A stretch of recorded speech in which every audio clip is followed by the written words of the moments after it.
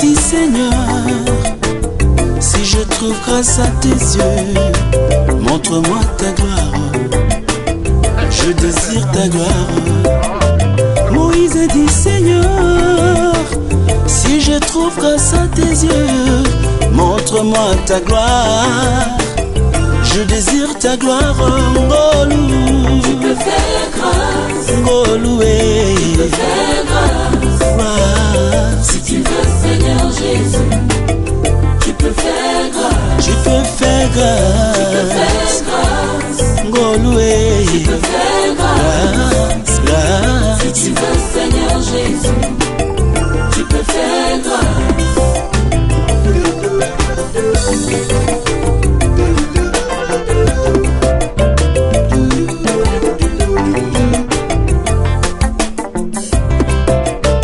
David a dit Seigneur, oui le bonheur et la grâce m'accompagneront.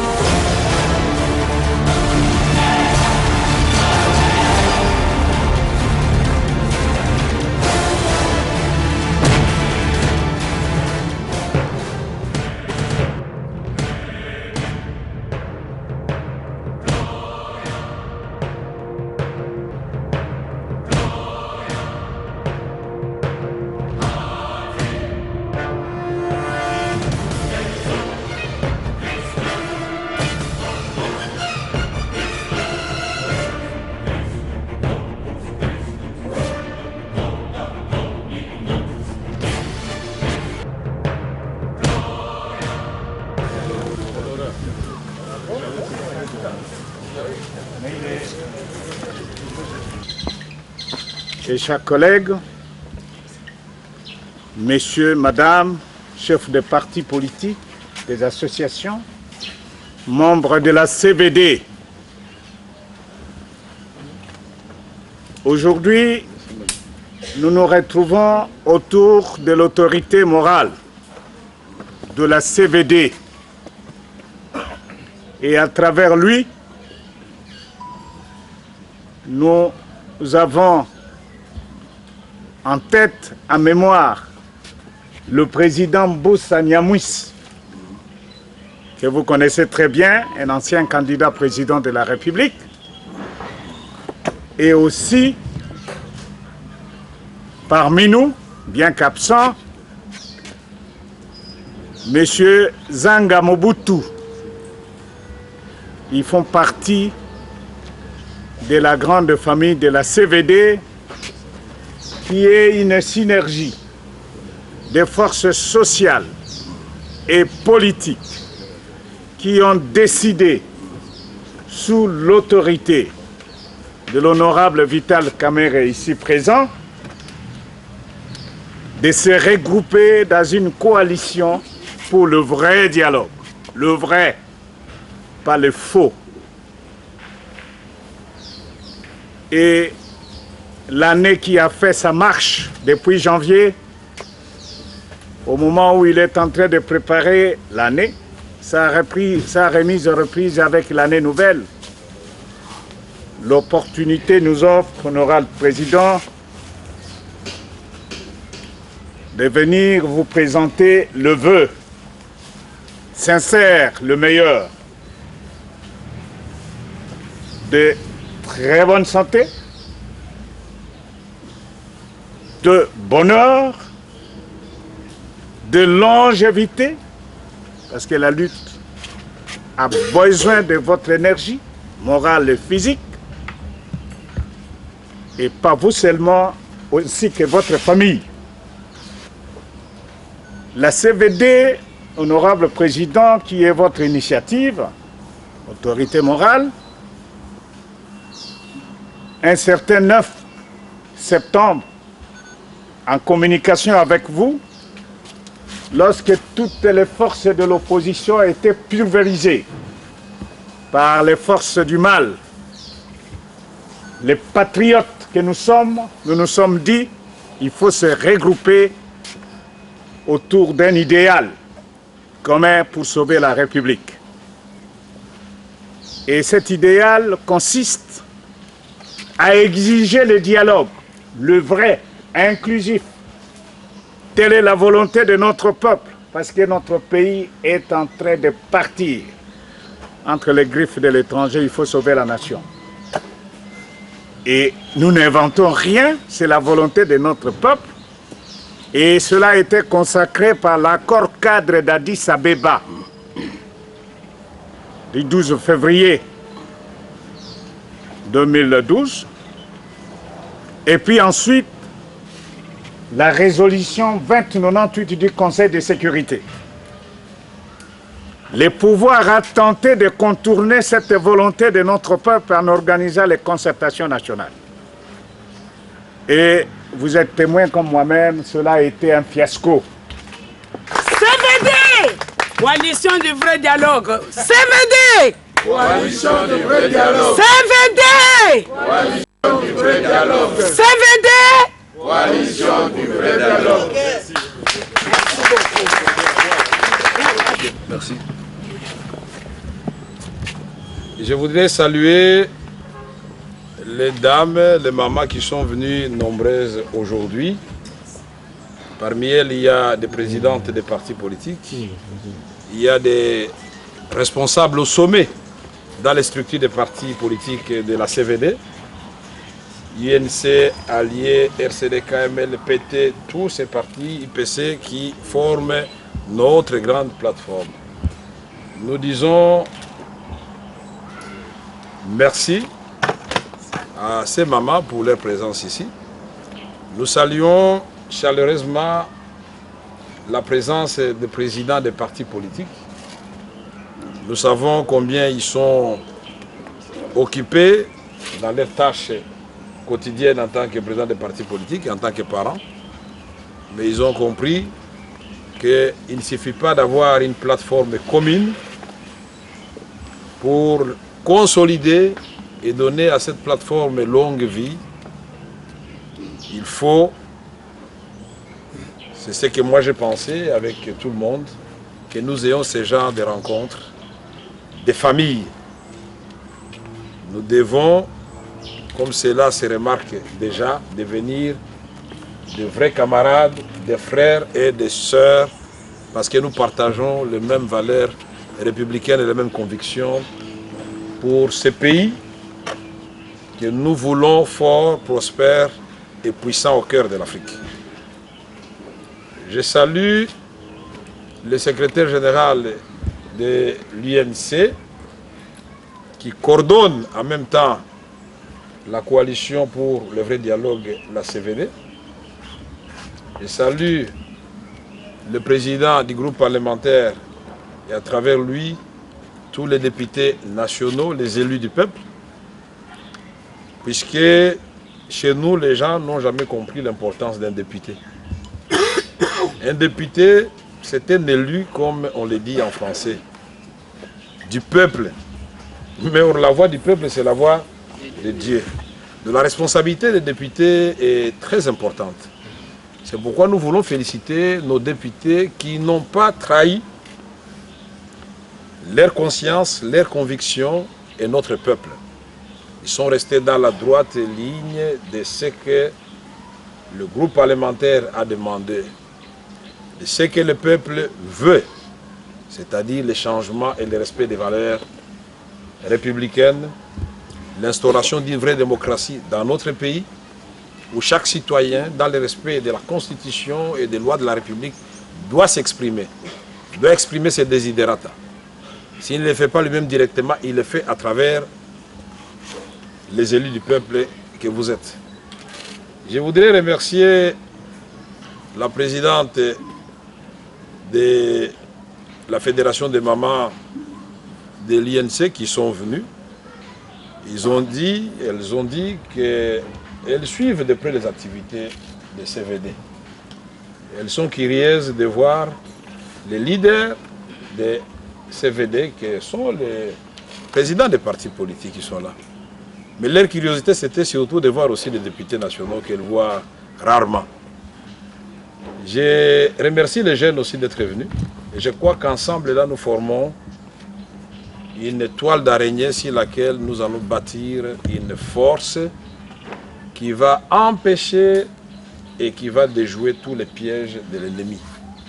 Le Congo doit avancer. Je voudrais rappeler aux uns et aux autres que les partis politiques ici regroupés au sein de la CVD étaient les premiers à dénoncer les élections chaotiques du 28 novembre 2011. Tout est parti de là. Mais nous ne nous sommes pas limités seulement à critiquer. Nous avons fait des propositions. Nous avons dit, nous sommes conscients de la manière chaotique dont les élections se sont déroulées et que le pouvoir en place, la CENI, vient de semer les germes d'une déstabilisation certaine des institutions de la République et de la République elle-même. Et à son temps, nous avions dit que l'Est de la République démocratique du Congo, pour ceux qui commençaient dans leur campagne à dire que la paix, la sécurité, tout cela est revenu à l'Est, nous avions dit non. Nous avions parcouru de Aru jusqu'au nord Katanga et nous n'avons vu que l'insécurité, une population abandonnée, des déplacés de guerre. On ne nous a pas cru. L'opposition dans son ensemble, soudée, a fait des propositions. Le pouvoir n'a pas voulu entendre raison. Comme des petits-enfants, il fallait attendre que la communauté internationale, comme toujours, une année après, c'est-à-dire le 24 février 2012, pour que ce soit le secrétaire général des Nations Unies, comme des petits-enfants, pour dire voici ce que vous devez faire au Congo. Vous devez restructurer ceci, cela, même l'administration, même la gouvernance financière. C'est le secrétaire général qui doit nous rappeler qu'il faut bâtir une armée si nous voulons être en paix. C'est le secrétaire général qui doit nous dire que nous devons nous tolérer entre nous. Nous devons nous réconcilier parce que nous sommes des fils et filles d'un même pays. C'est le secrétaire général qui nous dit non, vous devez organiser les élections provinciales et tous les autres cycles électoraux qui restent à faire. Nous disons ça, et à son temps notre voix s'est fait entendre que c'était une mise sous tutelle qui ne disait pas son nom. Le pouvoir ayant horreur du vide, le Congo souffrant des déficits criants de leadership à son sommet. Alors la communauté internationale nous gère depuis. Et la guerre, c'était prévisible. Nous avions dit que les accords signés le 23 mars 2009, c'était un complot contre la République. Une partie du CNDP est devenue membre de la majorité présidentielle. Une autre partie est devenue la rébellion du M23. Mais le CNDP est entré au gouvernement, c'est-à-dire au pouvoir, c'est-à-dire dans la majorité présidentielle à la suite d'un accord mal ficelé, mal rédigé. Et nous avions fustigé cet accord. Nous pensions que pour avancer, il faut chaque fois se référer à l'histoire. Voilà que tout le monde, après qu'on ait adopté la résolution 2098 qui institue la brigade spéciale qui est venue en appui au FRDC, que nous avons tous félicité et nous réitérons nos félicitations à ces vaillants soldats. Mais nous avions dit qu'il n'était pas question, quand on a gagné la guerre, d'aller signer un accord avec une rébellion qui n'existe plus parce que le porte-parole de l'armée, le président de la République lui-même, les ministres des Affaires étrangères, les ministres de la communication et médias, tous se sont succédés devant la presse pour dire qu'il n'y avait plus de M23 qui venaient de signer le certificat de décès de M23. Et nous savons tous par des sens quand quelqu'un meurt, s'il réapparaît, c'est que c'est son fantôme qu'on est en train de voir. Alors, nous posions la question de savoir, on va signer avec qui et pourquoi. Maître Mayo l'a dit sur RTVS 1. Vous-même, vous l'avez dit avant. Mais Mzee Laurent Désiré Kabila, quand il a gagné la guerre, quand Mobutu est parti, il a suivi Mobutu au Maroc pour signer un accord avec Mobutu? Non. Alors, nous étions un peu inquiets de voir que c'est la MONUSCO, avec son chef, le représentant spécial, que nous remercions, puisque le pouvoir aurait divide. C'est lui qui a fait Rutshuru, Bunagana, Beni, Butembo, partout là-bas pour consoler nos populations abandonnées à elles-mêmes. Mais il avait dit, mais que la guerre n'est pas finie. Et nous, avec lui, nous avons dit que la guerre n'est pas finie. La communauté internationale a fait sa part. Il appartient maintenant aux Congolaises et aux Congolais de prendre les taureaux par les cornes et revenir, comme le secrétaire général l'a dit dans son dernier rapport du 25 septembre dernier, qu'avec l'absence de l'UDPS et de l'UNC et d'autres partis importants, aux concertations politiques convoquées par le président Kabila, il n'y avait pas de cohésion nationale. Et on le voit très bien, il n'y a pas de cohésion nationale. Et qu'il fallait revenir dans l'esprit et la lettre de la résolution 2098. Voilà le pourquoi de la CVD. Donc la CVD est là pour réclamer le vrai dialogue. Et ce dialogue, nous l'aurons. Mais en attendant, on ne va pas croiser les bras, comme le secrétaire général de Ouangara dit tout à l'heure. Vous avez suivi tous qu'à Beni, une localité de Kamango avait été attaquée dernièrement. Certains parlent de Nalou. Certains rapports des ONG sur le terrain disent que ce sont les M23 déguisés. Donc vous comprenez que sur le plan sécuritaire, le problème reste encore entier. Sur le plan de la démocratisation du pays, nous avons eu beaucoup d'échanges avec M. l'abbé Maloumalou. Mais nous lui demandons de rendre public son calendrier et son budget et qu'il dise à haute voix à l'opinion nationale et internationale quel est le montant que le gouvernement a mis à sa disposition et quel est le déficit qu'il enregistre déjà maintenant pour qu'il ne vienne pas nous dire en 2015 non, non, je n'ai pas suffisamment. Il faut qu'il le dise maintenant. Quelle que soit la formule qu'il va choisir, quel que soit ce que la majorité au pouvoir va lui demander, nous lui disons qu'il doit prendre rendez-vous avec nous parce que nous ferons en sorte que, au plus tard le 19 décembre 2016, à minuit, il y ait alternance au pouvoir conformément à la Constitution de la République. Les droits de l'homme. Mais on continue à tuer chaque jour. Si on nous donne des bilans des quartiers comme ma campagne, comme Binza, Gombe, quartier des riches, mais on ne donne pas le bilan des autres communes où on tue aussi chaque jour. En sortant d'ici, arrêtez-vous ici au cimetière de Kinkole. Il y a un bureau. Demandez le registre, vous allez voir que chaque samedi, le minimum de nombre de personnes enterrées c'est 150 s'il vous plaît. Ça, il ne s'agit que de Kinkole. Arrêtez-vous dans les hôpitaux, maternités, vous allez voir les mamans dehors. Vous allez croire que ce sont des mamans qui sont en train d'attendre quelqu'un qui a accouché. Non, ce sont les mamans qui ont accouché, les bébés sont bloqués à l'intérieur. Elles sont dehors, de temps en temps elles vont allaiter les enfants. Elles ressortent parce qu'elles ne savent pas payer 20 $. Allez dans les écoles. Vous allez voir dans quel état d'abord se trouvent les infrastructures. Vous allez voir dans quel état se trouvent nos enfants. Et vous allez voir que ce sont les parents qui payent les enseignants. Mais en même temps, quand on regarde les niveaux de vie, les revenus moyens du Congolais, donc, les Congolais ne peuvent plus étudier.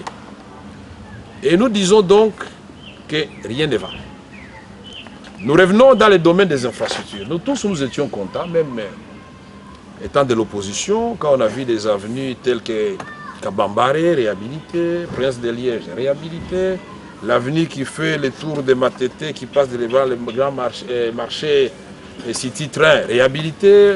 On a vu beaucoup d'avenues réhabilitées. Mais après une seule pluie, toutes ces avenues sont devenues une succession de puits, pas de trous.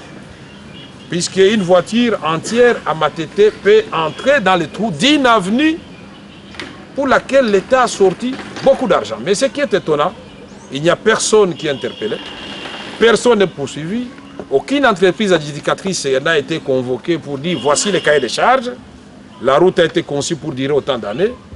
Monsieur, soit vous refaites la route ou nous vous traduisons devant la justice. Rien, l'impunité.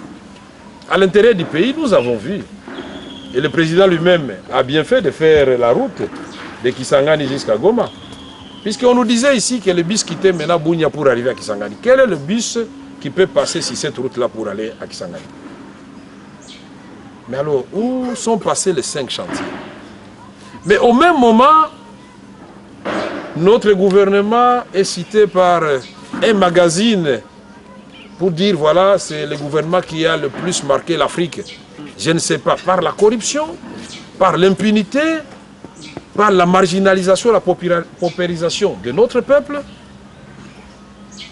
Nous disons, tout cela, ce sont des méthodes que nous avions connues pendant la Deuxième République, où les bilans sont faits à travers la presse, on se donne les satisfaits, où les experts internationaux se limitent dans les bureaux des ministres et en sortant de façon diplomatique qui disent oui, le cadre macroéconomique a été stabilisé, mais on ne parle pas du cadre humain, le ventre. Est-ce que lui, le ventre là, il est stabilisé ou les gens sont en train justement d'être déstabilisés?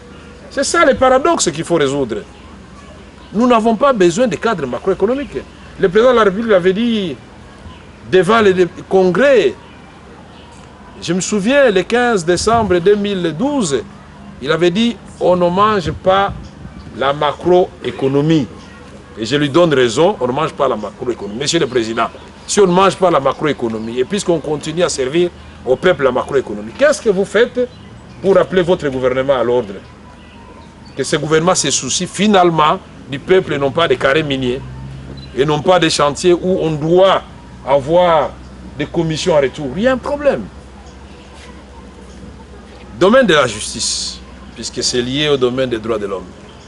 Les concertations nationales, même si nous n'y avons pas participé, tout ce qui est sorti de là n'est pas mauvais. Quand on a dit qu'on va libérer les prisonniers d'opinion. Mais pour Chaloupa, il faut faire une précision. Il n'a pas été libéré à la suite des concertations. Il a purgé sa peine, c'est arrivé à la fin. Mais où est Diomi Ndongala? Au moment où nous parlons, notre ami est en Ngaliema, presque inconscient, très malade.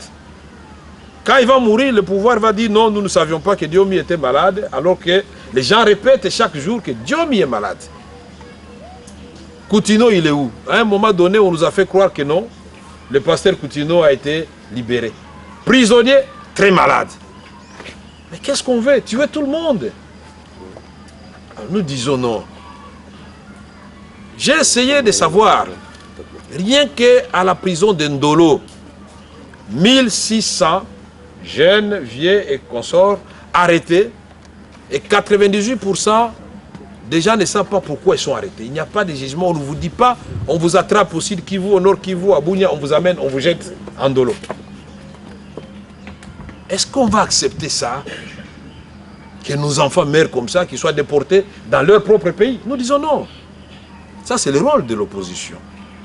Nous disons, il faut que le gouvernement et les concertateurs eux-mêmes, sans aucune pression de notre part, appliquent leurs propres recommandations, qui sont au nombre de 679 ou 678.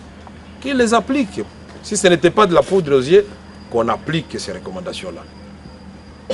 Et qu'on libère les médias qui ont été injustement fermés, dont le nôtre. Nous disons merci à tout le monde. Le combat ne fait que commencer.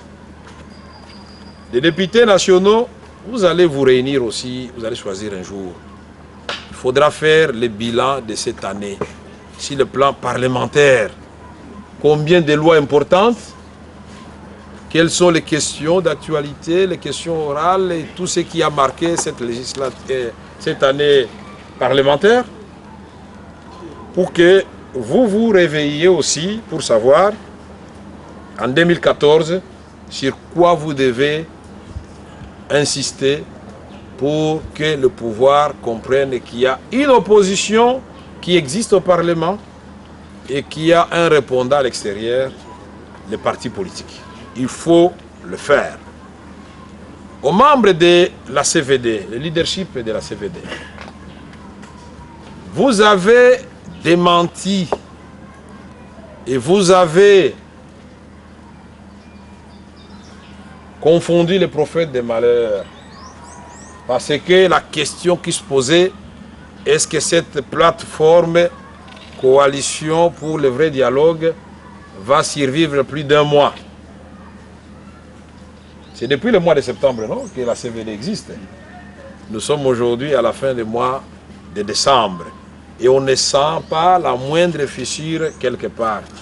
Restez soudés.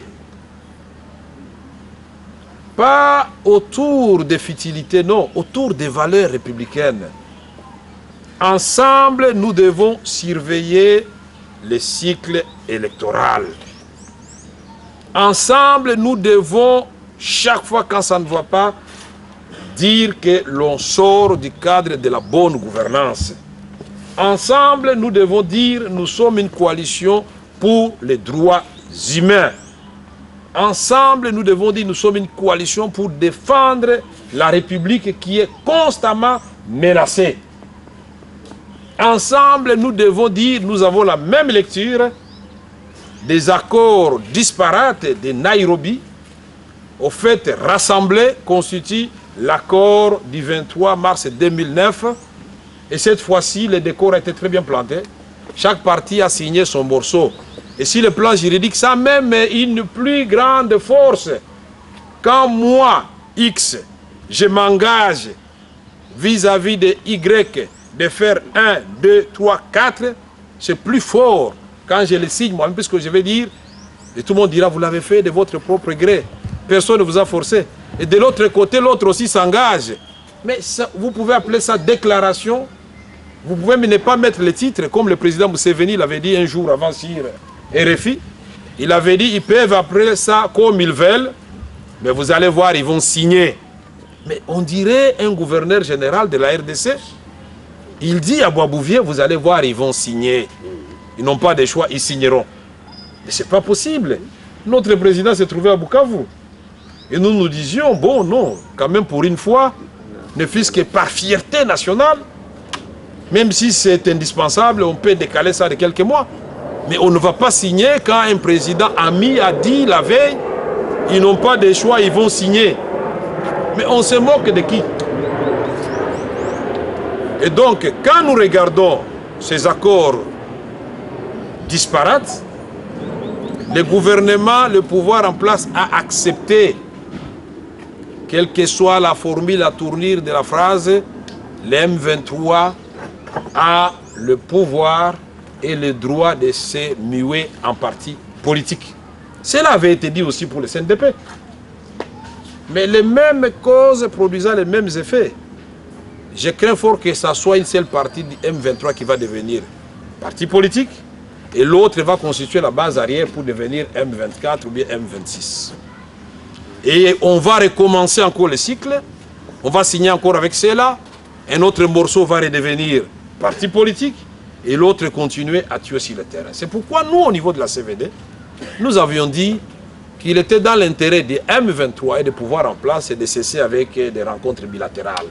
Et que s'il n'y avait pas de questions taboues, il fallait une rencontre de tous les Congolais, ceux qui ont pris les armes, les groupes armés, et nous qui avions prôné la lutte pacifique, nous puissions demander aux amis pourquoi vous prenez les armes contre vos propres institutions et votre propre pays, votre propre population. Qui nous le disent, pourquoi on le dit en cachette dans un hôtel? Nous voulons aussi comprendre. Deux, on dit, bon, ok, on va faire la réinsertion de M23. C'est très grave. On ajoute, ils feront partie d'une commission nationale chargée de la réconciliation, du rapatriement des réfugiés. Mais ce n'est pas possible. Mais vous allez voir que le gouvernement de cohésion ne sort toujours pas. C'est parce qu'ils veulent faire en même temps le gouvernement de cohésion nationale où il y aura des représentants de M23, mais en même temps la petite territoriale où ils vont confier des postes aux membres de M23 et peut-être la restructuration des forces armées où on va retrouver des M23 comme le CNDP avait été gratifié des grades des généraux. Où est passé Nkunda? Quand on avait attrapé Nkunda au Rwanda, j'avais vu le ministre Tambo ici, me suit encore. Je l'avais vu avec un sourire narquois à l'hôtel Caribou à Goma pour dire le président de l'Assemblée, il est jaloux, M. Kamere, il démissionne, il est jaloux parce que voilà, là, nous avons gagné. Nous avons Kunda, vendredi, il sera là. Il parlait mercredi. J'ai vu le ministre Machako, j'ai vu les Katintima descendre ici le terrain et ils ont obligé à nos populations de faire des marches de soutien à des bêtises. Il y a eu des marches à Rutshuru, il y a eu des marches à Goma et partout. Mais alors, où est-ce que nous sommes?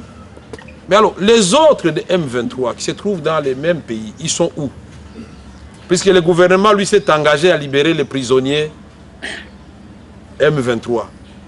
Mais ceux qui sont de l'autre côté, en échange, qu'est-ce que nous obtenons? Rien du tout. Donc quand nous le disons, ce n'est pas que nous sommes contre qui que ce soit, non. C'est notre droit de défendre notre pays comme les Rwandais défendent les leurs, comme les Ougandais défendent leur pays et les Burundais, et ils ont le droit de défendre leur pays, puisque nous n'avons jamais traversé la frontière pour aller déjeuner qui que ce soit. Notre rêve a toujours été celui-ci. Le Congo, c'est le noyau intégrateur au cœur de l'Afrique et nous voulons ensemble bâtir l'Afrique centrale et l'Afrique des Grands Lacs où les Rwandais, les Burundais, les Ougandais, les Congolais, les Centrafricains, les Zambiens, les Tanzaniens, les Angolais, les Brazzavillois, les Soudanais, nous allons vivre en parfaite harmonie, chacun ayant une vision pour son pays, mais nous allons consolider nos visions pour avoir une vision d'une sous-région qui va désormais avoir des acteurs pour la paix, pour le développement. Nous allons avoir des échanges, mais dans le respect de souveraineté, intégrité territoriale et indépendance de chaque État. Tant qu'on comprendra cela, on ne comprendra pas cela, le Congo sera toujours l'objet de convoitises. Le pétrole du parc de Virunga, le pétrole de l'Ituri, le pétrole de lac Tanganyika, le pétrole de la Kivu centrale, le pétrole de Mwanda, du Bas-Congo, le cuivre du Katanga, le coltan du Kivu, l'or de la province orientale, l'or du Kivu, les diamants du Kasaï. Mais tout ça, mais toutes ces eaux du Congo, vous avez Inga, vous avez Kakobola, vous avez Lubilansi, vous avez Katende, vous avez Nzilo, vous avez Seke, Ruzizi, Force Bendera, Chopo, Chwapa, Ubangi, vous avez Badolite avec Mobaïmbongo. Mais tout ça dans un seul pays, Zongo, Sanda. Mais nous n'avons pas l'électricité les jours de Noël. Est-ce que c'est normal ça? Nous n'avons pas l'eau. Est-ce que vous savez que le Congo, c'est le 3e pays du monde en termes de réserve d'eau douce, après le Canada et la Chine? Beaucoup de gens ne savent pas ça. Au Canada, pour ceux qui le savent, l'eau est gratuite. Est-ce qu'on paye l'eau au Canada? Non. Pour ceux qui ont été en Europe, comme j'en vois beaucoup ici, beaucoup de gens ont été en Europe ici, ils savent que quand on vient vous couper l'eau, on ne coupe que l'eau chaude. On ne peut pas vous couper l'eau froide parce qu'ils estiment que vous devez manger, vous devez boire. L'État qui vient vous couper l'eau, donc il vous condamne à mort. Mais ils n'ont pas la même réserve que les Congolais. Il y a un problème. Donc nos minéraux là font des milliardaires qu'on commence à compter dans les magazines, les phobes, on le voit. Mais les minéraux du Congo, mais les minéraux là où ils sortent, les gens sont les plus pauvres de la planète. Voilà le paradoxe. Nous produisons des milliardaires, mais quand on prend l'indice de développement humain, nous sommes les plus pauvres de la planète. Les viols, violences faites à la femme. Comment expliquer que pour prendre nos minéraux, on doit violer nos mamans et nos sœurs? Comment expliquer que nous soyons le pays, le troisième au monde, où la femme est en danger après l'Afghanistan et le Soudan? C'est bien dit. Nous sommes le premier pays au monde où la taxation est la plus élevée. 395%. Donc par définition, aucune affaire ne peut marcher au Congo. Puisque vous allez appliquer quel prix pour gagner? Et c'est fait exprès pour faire fuir les investisseurs du circuit de l'État pour les ramener dans l'informel. Une année où Dieu va inonder sa grâce infinie sur vos différentes familles.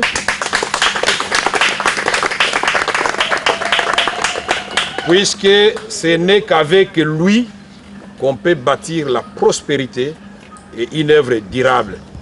Tous ceux qui bâtissent sans lui, c'est en vain qu'ils bâtissent. Nous rendons grâce à Dieu qui a rendu facile cette rencontre d'aujourd'hui. Je ne peux pas terminer sans présenter le vœu aux autorités du pays. Et que Dieu touche leur cœur, parce qu'ils ont besoin de la délivrance et de la repentance.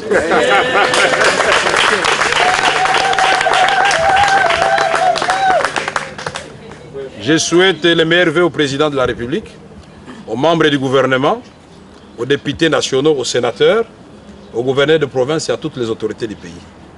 Mon vœu le plus cher à leur endroit est que Dieu touche leur cœur, qu'ils regardent un peu en bas pour voir comment ce peuple est en train de souffrir. Et que nous, notre rôle en tant qu'opposition, c'est de tirer la sonnette d'alarme. Et nous le ferons dans le respect des lois de la République. Monsieur le Président de la République, Monsieur les membres du gouvernement, il n'y a rien qui va dans notre pays. Tous les indicateurs sociaux sont au rouge. Nous dans l'opposition, vous au pouvoir, dans la dialectique, dans le respect mutuel, nous pouvons construire un Congo nouveau en attendant l'alternance en 2016. Je dis et je vous remercie.